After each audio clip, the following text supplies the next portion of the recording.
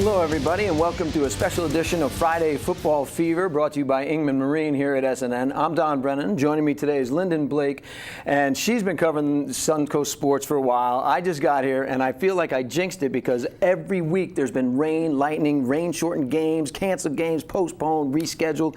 I don't know what I did, Lyndon. I don't know what you did either. You brought but you blame the me, rain. don't you? I'm blaming him. It's totally his fault. My first season here, never had a lightning delay ever. I don't know who was on my side that season, but it was great. But this year's been pretty tough, and not just for us who love to cover it, the players. I mean, you got to think, it's some of their senior seasons, their last time playing in pads, and it's been a washout.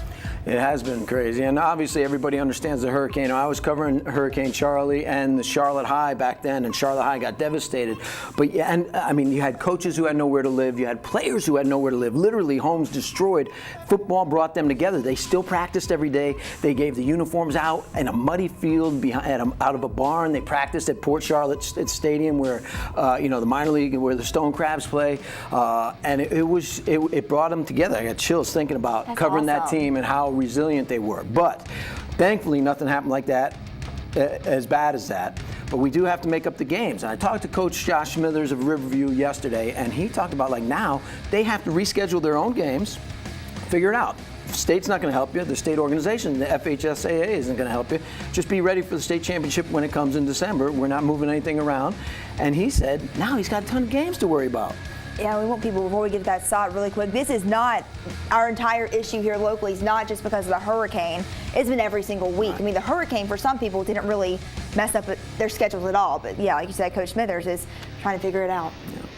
It's a little bit tough trying to figure out the logistics of how we're going to get the game in because it's a district game. So I think we've come up with an agreement that we will play Palm Harbor on Thursday, September 28th, because of the Jewish holiday there. And then we're going to play on Monday, we'll play Steinbrenner, and that following Friday play Newsom. So we'll have 3 district games in 8 days, which will be tough, but I mean, it is what it is, and we got to deal with it. I mean, you look at that game right there, the Palmetto Manatee game, and it was pouring rain, unbelievable. But they were playing. But then lightning struck, and the game over. Yeah, we got to reschedule for tomorrow, and then Palmetto went on to win big. But it's just crazy. So now he talks about you play 3 games in 8 or 9 days. You put the kids' health at risk, but you have to if you're going to make the points for the playoffs. So you talk to Coach Riles, and he's got to reschedule games, and we have to worry about the ones that are still coming up. I'm just glad they're rescheduling and it's not us, because my brain just gets in a knot trying to think about coordinating with all the teams and all the teams' other schedules. So first up, we have on Monday Bradenton Christian Out of Door Academy. They were the last ones to hold on. They thought we were going to play Friday, but yesterday they changed and moved the game. And then on Thursday we have Southeast at Bayshore. So that'll be a little cross-county game. That'll be neat to go to. Oh yeah, for sure. I mean, it's nice to have football at different times during the week. I mean, to break it up a little bit. Yes, and the big game we're all looking forward to is Monday. It is Sarasota at Northport, looking for a big district game and a great performance between both teams.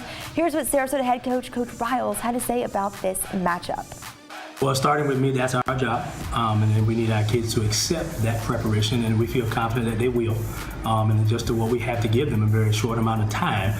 But at the same time, Northport's faced with the same difficulties and challenges, so it's not like there's an advantage on one side or the other. And for us, we look at it as the next game, and they're all important. They're all like the Super Bowl to us, and that's how we need to look at it. And Coach Riles is getting pumped up for this game. Northport, though, coming in there looking to win. It'll be their first win over a Sarasota County game in school history. Hard to believe that. I've watched them grow, and they've grown and then come back. They lose players to other schools, so hopefully they continue to grow. They got a good quarterback with Devin Allen. He's looking sharp this season on defense and offense, so it'll be a good game. Well, thank you for joining me, Linda, and thank you all for joining us for this special edition of Friday Football Fever here on SNN, brought to you by Ingman Marine. Hopefully next week, lots of football.